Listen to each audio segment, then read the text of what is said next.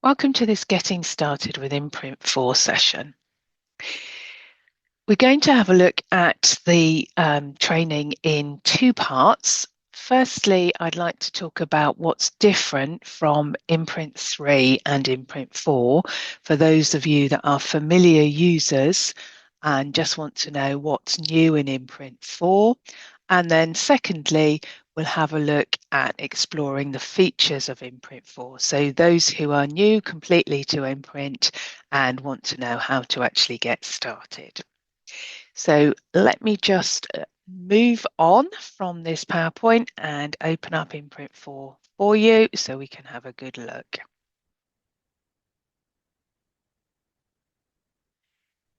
So starting InPrint 4 from my desktop, and we have a new flash screen and a new look to the program. So this is just going to have a quick overview of what's different between InPrint 3 and InPrint 4. And already, if you're familiar, you'll see a completely different home page. So we have this time on the left-hand side, new. So new is where you would go to start any form of task, whether that's using a free flow blank document or whether you're using one of our templates. The top row here is what we've called pinned templates. So these are what we feel are some of the most popular templates. So it's very quick and easy to get started. So if I want to use a blank document, I just left click once, select, and there I've got a blank document ready to put my frames in and to get going. Let's just go back to File, which again is that home page. Similarly, we've got a writing document. This one's already got a frame in. We've got a book, and then we've got the very common 2x3 flashcard, some emotions, and now a next board. So those are our pinned templates. When you've opened a template folder, you can actually pin any template to that top bar. So if you find one that you use frequently, it's worth pinning. One of the major differences between InPrint 3 and InPrint 4 is in the number of templates. So you can see here, we've got a lot more folders, and within those folders, you've got a lot more templates. Now, we understand with InPrint 4, you can make your own, but we also know as ex-teachers ourselves that time is always of the essence, and therefore something that's pre-made is easier, and then you can just adjust it if you want to. So for example, if we went into the old flashcards form templates, just one click this time, not two, you'll see that there are a lot more flashcard templates. So we had circles before, but we've included different shapes and different layouts. All, as I say, still fully editable. You'll also see that there are resources alongside with a light bulb. Now, what these are examples of how you can use those particular templates. So the team have just gone through and put in some ideas of how you can manipulate the templates, change background colors, add in photographs, change font style, change to black and white, etc. But given you ideas on how you might use those particular templates. So again, I've talked about time, but if you have got time to just explore some of these before you get going, that's always really helpful. To navigate my way back to those templates, I can go back to the parent folder and I can go back to that home. So let's go back home, have a look at some of the other ones. Forms and questionnaires. This is one of my favorite new sets, lots and lots of different ways of asking young people, adults, what they feel about something via a questionnaire. Or you might use this as a basis to ascertain other points of view, quizzes, etc. And again, you've got examples in each of the light bulb sections. Lots of different activities and games. Lots of really lovely emotion scales. Some of you, if you've seen Widget online, will recognize some of these because we've tried to replicate the templates in Widget online in InPrint 4 for you. A lovely section on colourful semantics. Again, lots of different examples there in the light bulbs. So that's one of the major differences. As I mentioned, you can pin your own templates. So if I were to go into a numbers example for template, for example, and I would really like to use the block graph, a right click on that template allows me to pin that template, and that will then go up into my top bar. Again, if I want to remove that, right click on that template, unpin, and that will take it away. The ones that Widget have chosen are fixed, so you're unable to remove those, but you can add as many different templates as you want, and your bar will just extend to the right and you'll be able to see them there.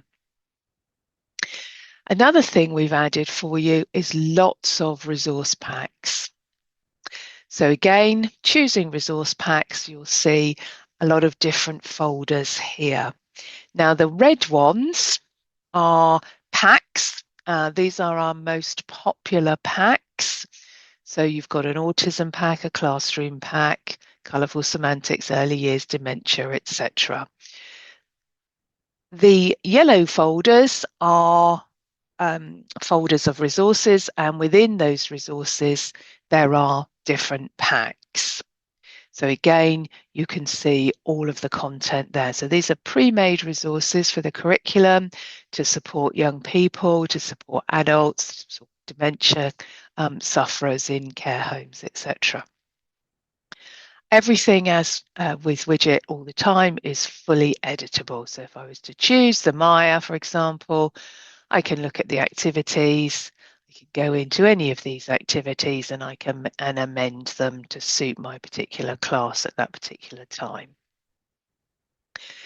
We've also added some help sheets, some really useful help sheets and guides on how to use the software. So you've got basic tips for symbol content. I really recommend everybody having a look at that. Good symbolization is key to understanding. But you've also got how to style frames, how to add headers and footers, skin tones, recoloring symbols, etc. And within these help sheets, we've also added little examples and practice for you to have a go at, so you can get familiar with it by using these help sheets before you move on to actually creating your own resources. Again, to navigate home, I'm just going back to File. Slightly different on the left-hand side here. So we've already mentioned that New is different. You can go where you need to go from New. You've got your resource packs. This will tell you where the latest things that you've had open. Here you can return to the previous document. You've now got those documents that you've had open on tabs at the top. So it's all within one version of InPrint rather than creating lots of different ones down below. Slightly different in terms of where you would find print. So we're used to finding print in InPrint 3 on the right-hand side. It now lives on the left-hand side. So if I return to the help sheet, for example, and then I want to print that, print window comes up, and then I've still got the same options, print to PDF and print, as I previously had. I can also close this document very easily within this program.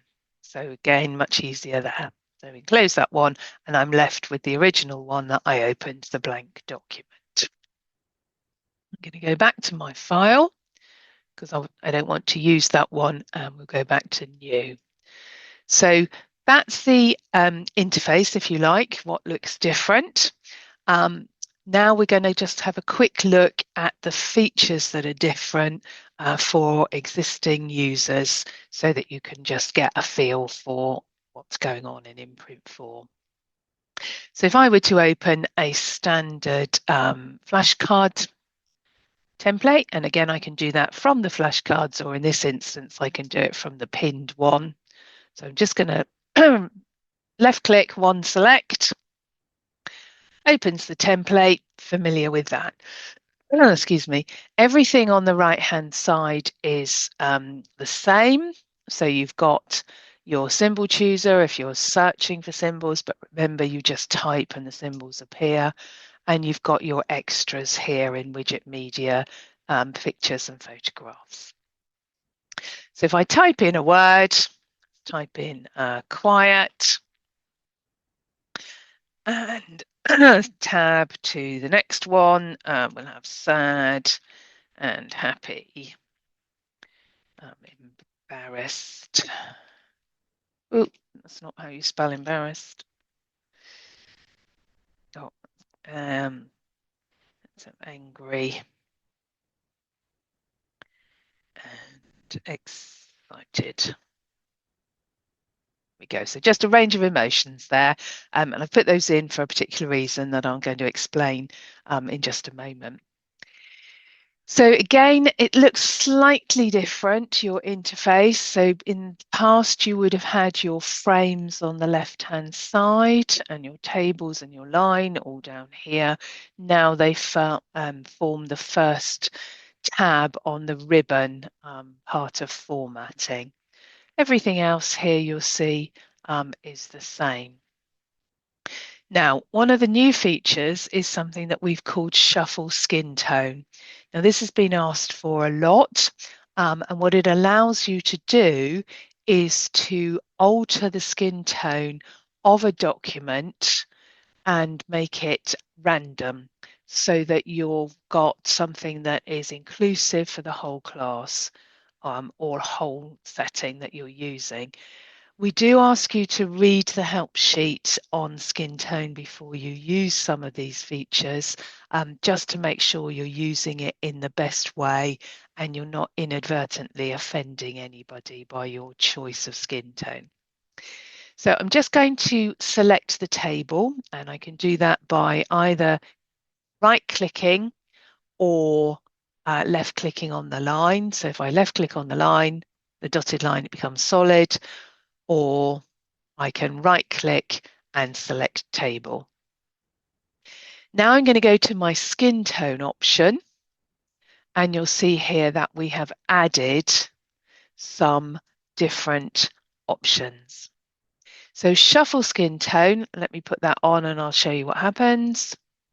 You can see that that's changed the skin tone of these symbols in this resource. I don't have to go in and change each one individually. Now, if for any reason I'm not happy with that, I can then advance. And what that will do is make each one stage darker till we've obviously got to the lighter one, the darkest one, and then that goes to the lightest one. So if I click advance, you can see what's happened there. And again, that will just move things through by one step of the skin tones. So that's, as I say, that's something we've been asked for a lot, but obviously it does need to be used with care. So the help sheet is there to support you in that. Again, we recommend that something has random, varied skin tones, shuffle skin tones in when the document, the resource is used for an inclusive set of people. Where you're just using something for one individual, then obviously it makes sense to use their skin tone for that particular resource. We do have a new feature coming soon, not available yet, but it will come soon, which is called negative markers. What that will do is allow you to put a red line through any symbol. So you can see here, just on the right, in the quiet symbol, it's got a red line through the loud. through the speaker. What you can do when we have negative markers is put a red line through any symbol. So it's useful for things like no hitting, no running, no shouting, no cats allowed, anything that you want to negate. So whistle stop tour on the things that are different. So we'll now have a look at using InPrint 4 for beginners, if you like. So someone who's not experienced InPrint before. So if you feel you know what you're doing now that you've had a look at this one, then you can obviously leave us, but thanks for coming along. So InPrint is a desktop publishing program, and it allows you to create your own resources using a symbol set. It is very flexible. So when I have a template, and you've seen that there are lots of different templates, I can amend those even further by adding symbols, by adding rows, adding columns, merging cells, etc., changing the size of specific cells, changing the fonts, changing anything I really want to in terms of color, background, color of the symbols, etc. So it gives me a lot of flexibility. It does need to be installed on Windows machines, but once you've installed it, you've got all of the features that we're looking at. So we've had a look at templates very quickly already, and we've had a look at all the resource packs. Again, I recommend that you perhaps start in the resource pack section, having a look at the help sheets, because that will give you lots of ideas of the things that you can do. Another place you can look for help is our website. So let me just get that up for a minute. So our website, www.widget.com, and the support section. So we're now looking at InPrint 4. We have here the full manual. We have here lots of information in help sheets. You've got information about all the resource packs, information about all the new templates, and obviously this getting started webinar information as well. And please do feel free to join us on a live version at any time. But if we were to go into the help sheets, again, lots and lots of different help sheets in PDF format. You can just download them or you can view them online. So this is something that we will look at, changing the text that goes with a symbol. But here it is, step by step, so you can follow through. So useful to go to the website and find that help. Right, let's head back to InPrint then. And let's go back to new and choose a template to start with. So once again, I'm just going to choose a simple one. So we'll go into flashcards, and I'm going to choose this time a 3x2 landscape. It's just one left click each time to select, and here it is. So one of the unique things about widget software is that you don't need to go looking for a symbol to start with. You just type in a word. So I'm just going to type in cat, and that symbol will appear automatically. If I need to change that symbol, then on the right-hand side, there are different options. So if I want a different one, I can simply left click and that will select that symbol to go into that space. Moving through the cells, you can do via moving your mouse and left clicking, or you can use the tab button on the keyboard. That will move you into the next cell. We recommend this because if you press return, what happens is the cell expects more to go in it. So it makes the original entry small, giving you space to add another word. That's fine if that's what you want to do. But if it's not, then tab is the best way to move from space to place. If you do make that mistake, don't worry, backspace will take you back, or the back arrow on top left. So I'm just going to fill in a few more here, and then we'll talk about some of these in a bit more detail.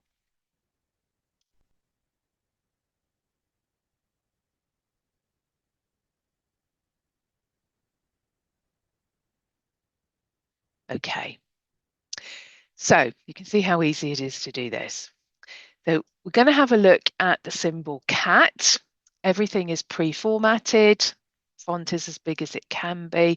Symbol is as big as it can be for that particular cell size. Now, my cat is called Vanilla. So if I wanted to change the word that goes with this symbol, that's very easily done by change symbol text icon on the formatting ribbon. InPrint 4 is arranged in a very similar format to Microsoft in ribbons. So if you're used to using Word or PowerPoint, then using a ribbon basis, you should be fairly familiar with. If I hover over any icon, it will also tell me what it does as well. So this changes the text for a symbol. So if I select this, I can type in the name of my cat, Vanilla, and click OK.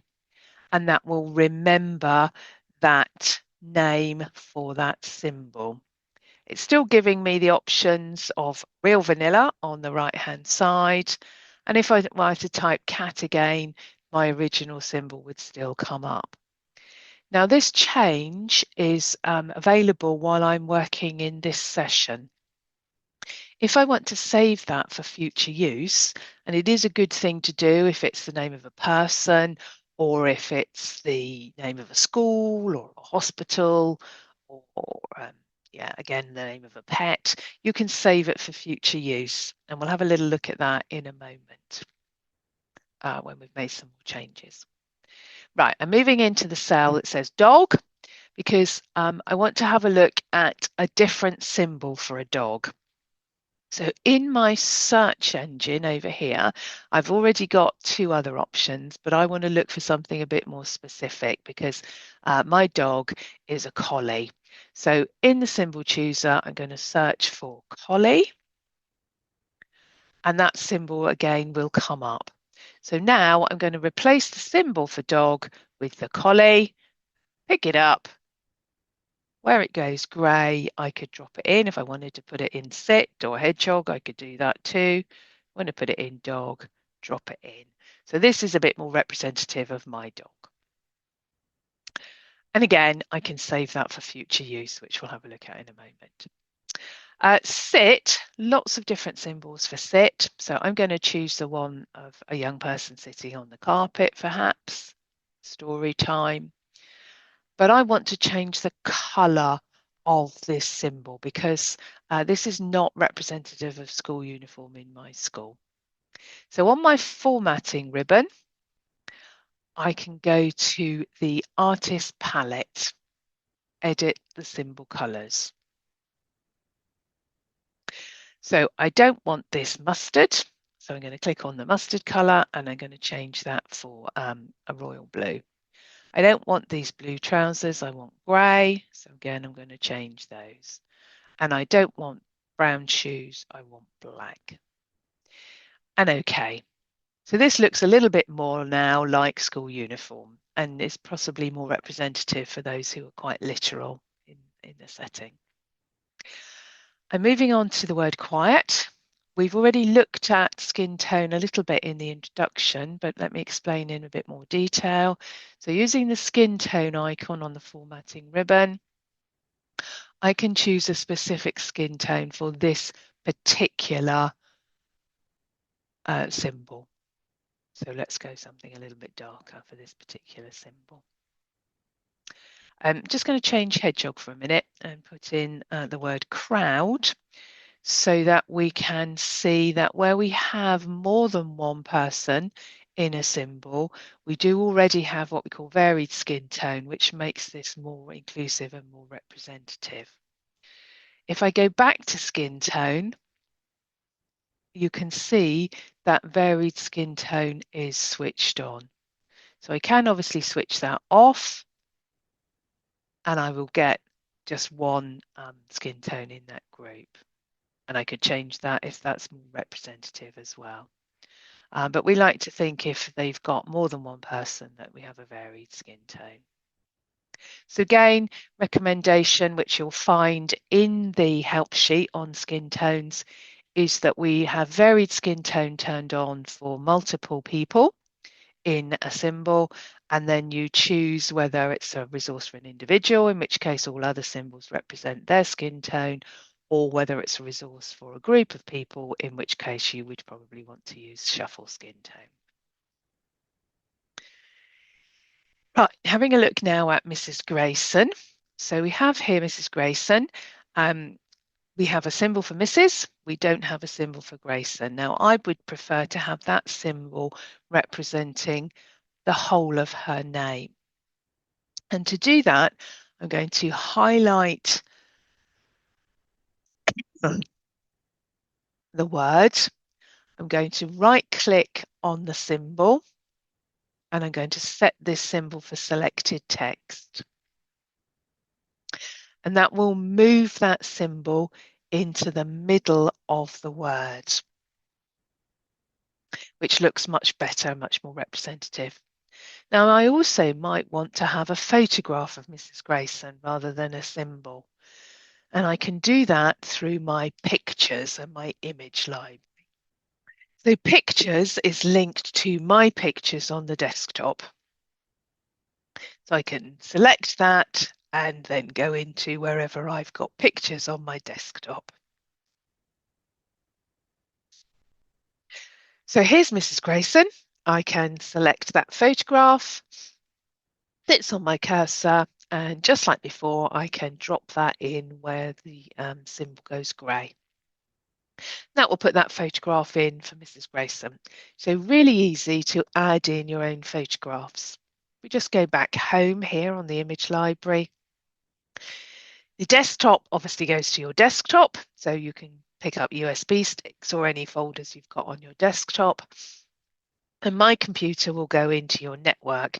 And the only slight disadvantage of this is that you need to know the letter representations of your different drives.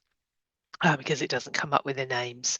But then you can obviously go into any of your drives on the network and find the photographs that you need. So let's add another page to this resource, and then we can add in some other symbols and do some other manipulation. So to add a page, I go to my Pages ribbon. So I can add a page from the first third of the ribbon. That will add one page either before or after the existing one. So there you can see we've got our first one, we've got our second one. I also have something called Manage Pages. Now, Manage Pages allows me to add multiple pages.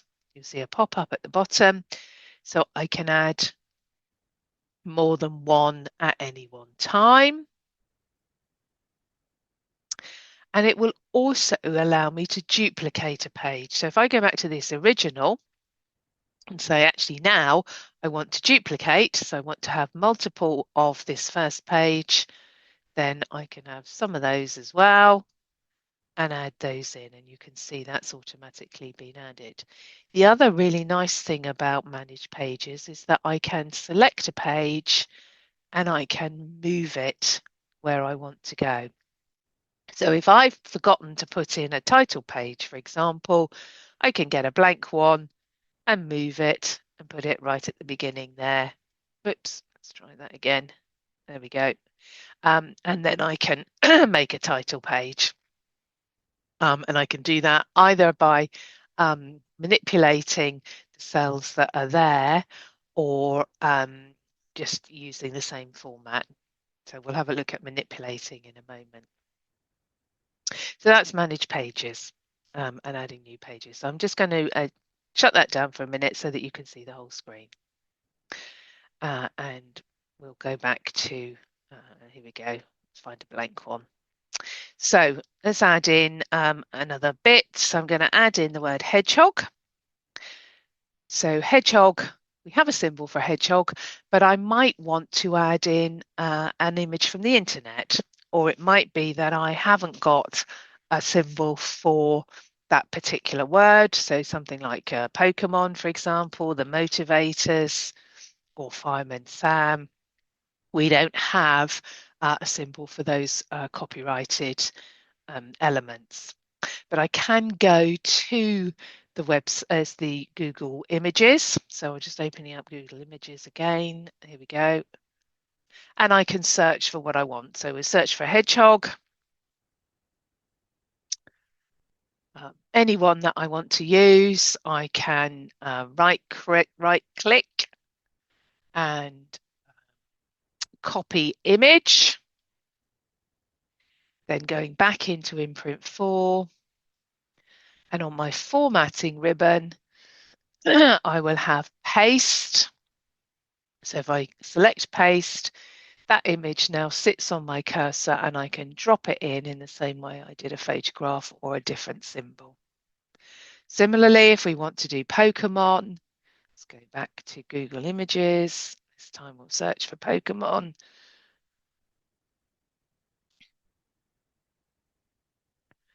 And we can choose again any of these. So let's right click, save, copy image, InPrint 4, in the cell, formatting, paste, sits on my cursor, drop him in. Now it's really important if you do want vocabulary with an image that you're bringing in, a photograph or an internet image, that you do write the vocabulary in first. If you don't, then by just putting in a photograph, you turn the cell into what we call an image cell rather than a text and image cell. So I'm unable there, without some manipulation, to put any text in. So best to put the text in first. We'll have another quick look at a few other images that are available, and then I'll show you how you can save any changes that you've made. So again, back in our image library, widget media contains a lot of pre-drawn, more clip art type images than symbols. So slightly more detail, but still not as complex as a photograph, for example. And there are some really useful things in here. So for example, in the early language area, if we were to look at prepositions, if I type the preposition on, I get the very basic symbol. But it could be that I want something a bit more interesting to work on preposition. So I need a few more other examples. So we have a ball on a racket and a bird on a car. So it's a bit more interesting for an individual to do something on that particular preposition. We've also got some really nice number resources. Let's find another blank page. So you've got clocks from any 15 minutes throughout the day. You've got fractions. So we can look at fractions like those. You've got money. So we've got money coins as opposed to the symbol for money. So if I were to write a pound in here, then I get the symbol for a pound, whereas I can actually put the proper pound in from the widget media. So nice ones there. Also some good history and science, some nice seasonal things, good people. But again, it's just, and I know it's difficult, but it's just about having a little bit of time to have a proper look through, and then you can see some of the different symbols or widget media images that are available. So that's all we're going to look at in terms of different images. We have made some changes, and as I said, they are available in this session, but we do want to be able to save those so that we can use them again in the future. and that's done on the symbols ribbon. And save symbol changes. Now there is a help sheet on this, so please don't worry, you can always go back and refer to it. So here are all the changes that I've made. And I want to put those in my user word list because my user word list is the one that's available all the time. So I'm going to select user word list and I'm going to add all and then click OK. And that means that every single one of those symbols and changes that I've made, from adding the photographs to the Google images to changing the text, will be remembered for future use. While we're on the symbols tab ribbon, I just want to talk a little bit about what we call our restricted symbol set. So just to warn you that there are some very graphic symbols in the restricted symbol set. So if you'd rather not hear about these or see these, please just skip through the next minute or so of this video. So you find them in symbol settings and under more options. So they are restricted symbols. So these are used by specific individuals, teachers, practitioners, mental health, social workers, to support very specific topics and areas. So you can see there we've got drug and substance misuse, we've got human reproduction, which is all the sex ed resources and private parts. We've got psychiatry, which includes things around obsessions and OCD, for example, psychotic incidences. And then we've got our explicit symbols, which will describe, hopefully nobody has to deal with these, but it is real life situations, unfortunately, but sexual abuse, rape, etc. If you do want to have a look at any of these, then you just simply need to select them. And obviously, if you want to use them, then obviously you select them and click OK. But they are default off because they are obviously more graphic. So if we had a look at the human reproduction one, for example, so if we're looking at private parts, you will get this coming up. And that can be really helpful when you're trying to deal with teaching sex education, for example. So those are the restricted symbols. And as I say, we recommend that they are default off, but obviously, depending on your situation and the work that you're doing, you will make the decision yourselves as to what's best. Okay, and you can see that they don't appear if I haven't got that symbol set turned on. So we'll just delete those for now. Okay, so let's have a look then at how we would manipulate cells. So I'm going to go back to the original ones right at the beginning. Here we go. So let's have a look at this one. So let's say I want to change the background color of some of these cells. So it might be for zones of regulation, for colorful semantics. It might be for categorization, might be everything to do with the menu, anything where you want to change colors. And that's done via the cells ribbon. And we have here line color and background color. So if I want to change the line color of this one, then I can simply click on line color, choose the one I want, how thick I would like that to be, whether I want a rounded corner or a square corner. So if we want something that's more circular, we can put in 30, for example. Whether I want a drop shadow. So manipulating the cells. If I want the background color, same thing, click on the background tab and I can change the background color to whatever I want it to be. So I've done those individually. If I want to do the same thing for the whole table, again, I can right click, select table, choose the background color, blue, and change it for everything in one go. Here I can also change what appears in my cell. So if we go into quiet, for example, currently it's symbols and text. I could have text only. I could have symbol only. So again, I've got those options. I can rotate symbols. So just to the right of middle here, I can rotate my symbol for whatever reason. I could change the width and the height of my cells. So here we are in quiet, and I want to make the height of this symbol or this row, it will in fact adjust smaller. You can see that that's happening.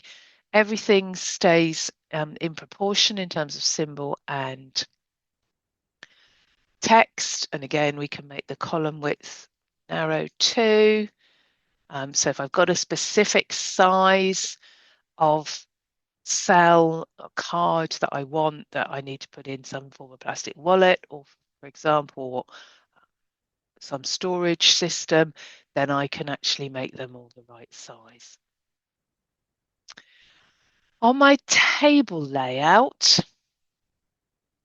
I can also change the table spacing. So towards the right hand end of this ribbon. So I can make that spacing between each of those cells a lot smaller. And then I can drag to resize.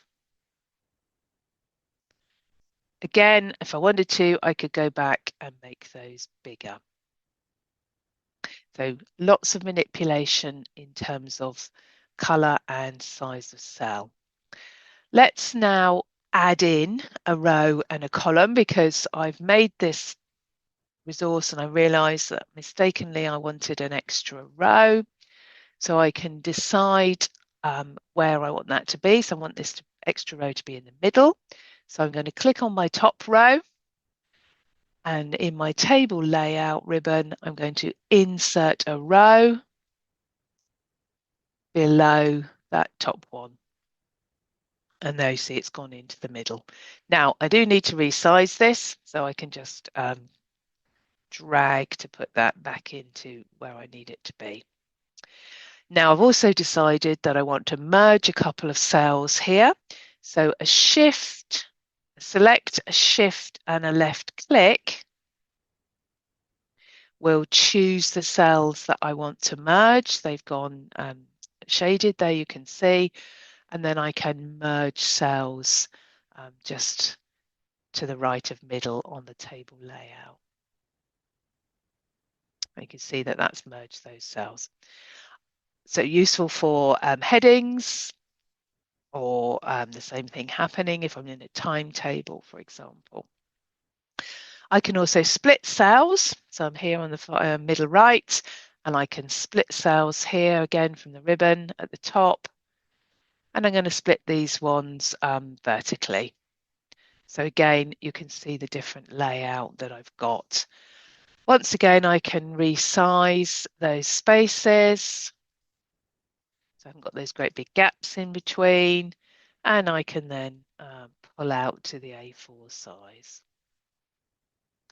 Lots of different options. I can then go in and color again like we did before. So we're going to go into the cells ribbon and change the background color of that particular one.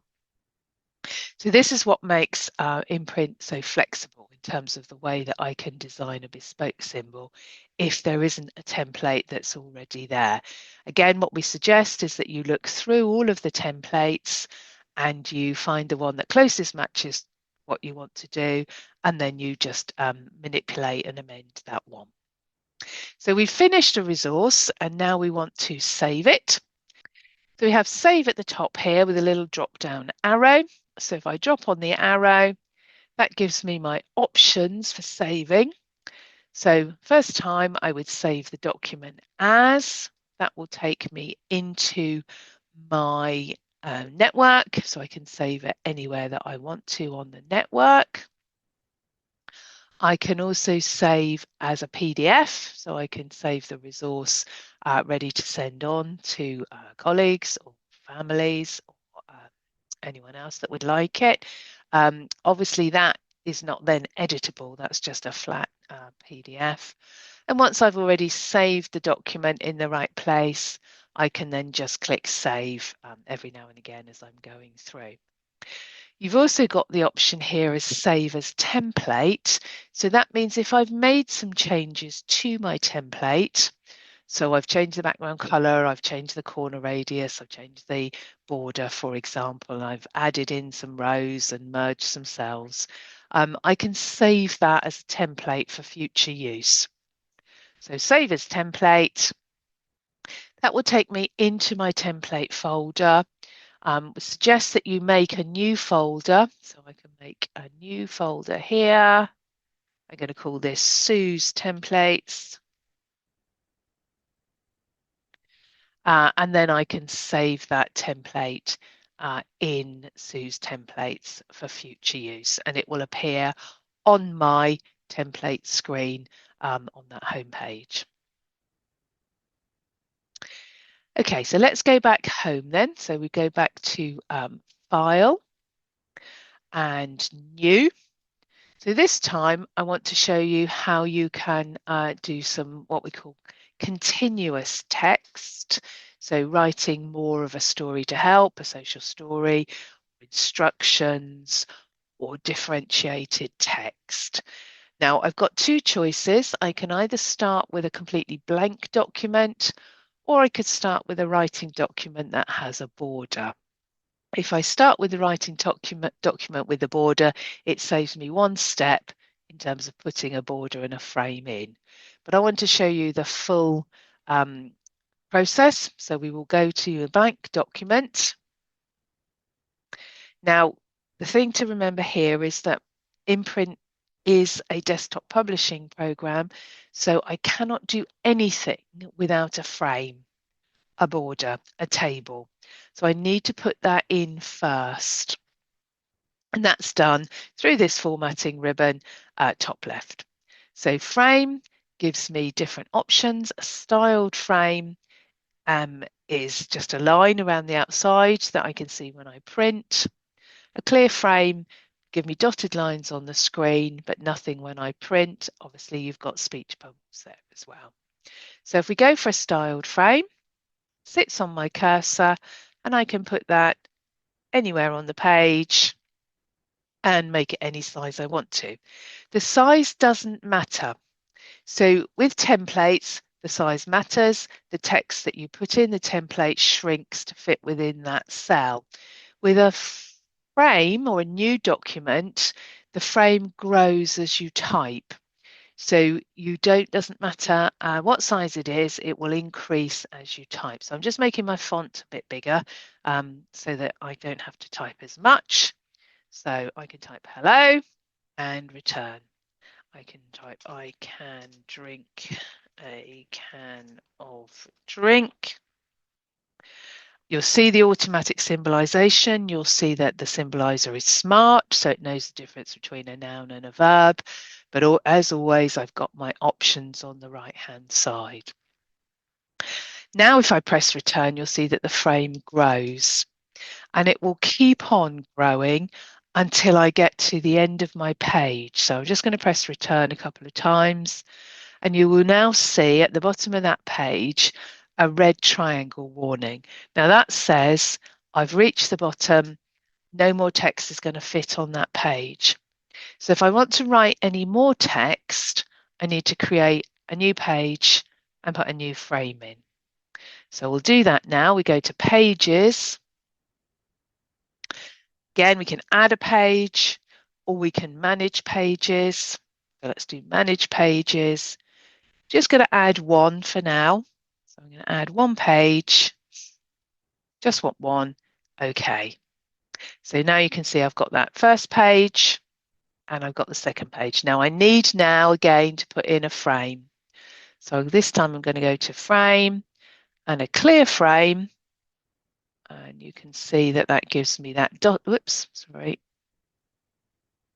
So there we go. That gives me my dotted line, which won't show up when I print. Now, what we recommend when you're doing this is either you use the pre-made template that's got a border around it, then you don't have to worry about putting in a frame. Or if you don't want a frame, you just want the dotted line, for example, that you make the first one with the frame and then you duplicate that through Manage Pages. So I can duplicate as many of those as I think I might need, and that will create them. So everyone now has got that frame already in it. It doesn't mean that the text will automatically move on to that next page, but it does mean when I do move on to that page, the frame's already set up for me to get typing. So that's just a quick hint and tip. So let's have a look at other things we can do. So here's my frame. Again, I'm just going to go back to formatting and make the font and text a bit bigger. So I'm using these up arrows here, which allow my font and my symbol to remain in proportion.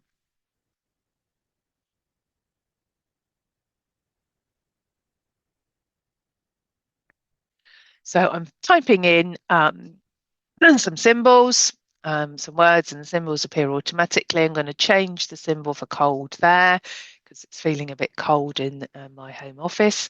And now I'm going to add in a table. So again, from my formatting ribbon, I can add in a table.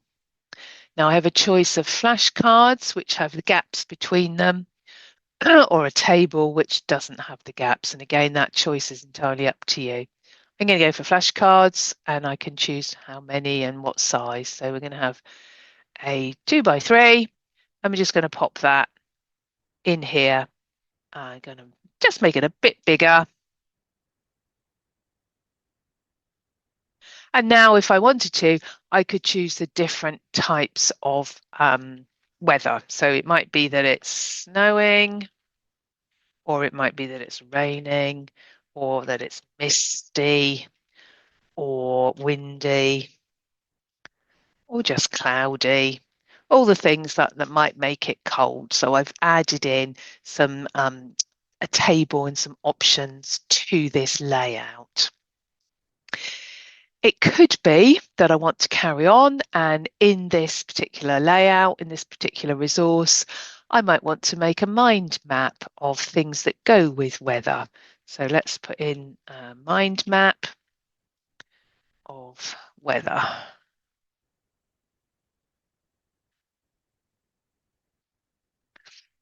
We don't really have a symbol for mind map, so I would probably go and have a look here and see if I could think of anything that we might have used. Let's have a look.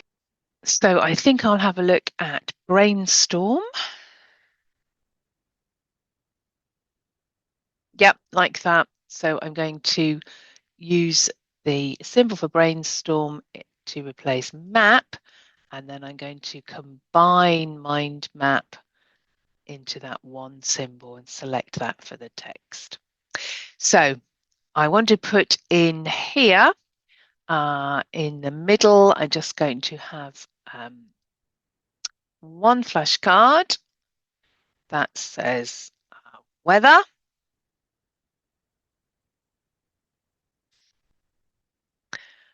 Make that a little bit bigger. And then I'm going to put some other ones around the outside. Let me just copy this and paste it and paste another one and another one. And then we will draw a line between our central and our extra bits.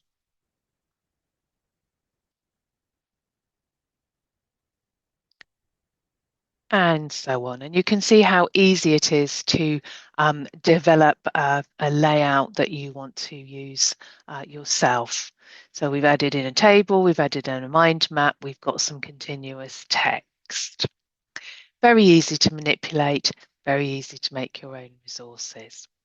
So that's a very brief introduction to InPrint. I'm just going to head back to my PowerPoint for a moment. I just want to add in, don't forget about presentation export. Now, presentation export was part of our InPrint 3 subscription and is obviously now part of our InPrint 4 subscription, but it is a little used resource. Now, it's really good. It allows you to create interactive presentations and export them directly from InPrint into PowerPoint or Google Slides. As I said, you can find out more. At the moment, it still says InPrint 3 videos, but obviously it works in exactly the same way in InPrint 4 as well. And I'll show you some of the different templates for presentation export when we head back into InPrint 4 in just a second. And then just final slide to remind you that if you need any help at all, you can find us at info@widget.com. Okay, let's go back then and have a quick look at those presentations. So back in File and back in Resource Packs, you can see here, element OP, there we go, right at the top here, not in alphabetical order, because it's an important one at the top. Presentations. So this gives you some examples of pre-made presentations that you can then obviously export directly and use, or you can amend slightly so that they fit exactly what you're doing. So here we go, for example, we've got initial letters for sea creatures. So this is a PowerPoint export. What it does is allow you the option to choose whether the initial letter, so if I choose my C, if I just click on this for the moment, you'll see that there's a link here that goes to slide 15, and slide 15 will say, no, sorry, try again. Whereas if I go to this one, the correct one, it will move me on to the next slide, which in this instance says, yes, that's correct. And when that's exported into PowerPoint, obviously you've got that full interaction. Now, the video that I've mentioned on the previous PowerPoint slide will take you to a video on how to use PowerPoint export. It's obviously not something that we've included in this beginners because it's just about getting started. But just to say that they are there, so lots of pre-made examples, but also lots in the templates folders, which are again those pre-made templates, but this time they're not filled in. So it allows you to fill them in yourself with whatever content that you want. So thanks very much again for listening. I hope you found this useful. Please do feel free to join us on one of our live webinars if at any time you want to ask, find out more or ask any specific questions, or come through to the team at info@widget.com. Thank you.